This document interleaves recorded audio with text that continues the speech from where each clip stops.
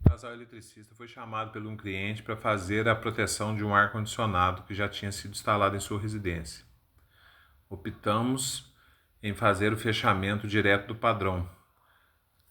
Usamos varas de candulete de meia, uma caixinha para 2D, no caso aí um bipolar 16.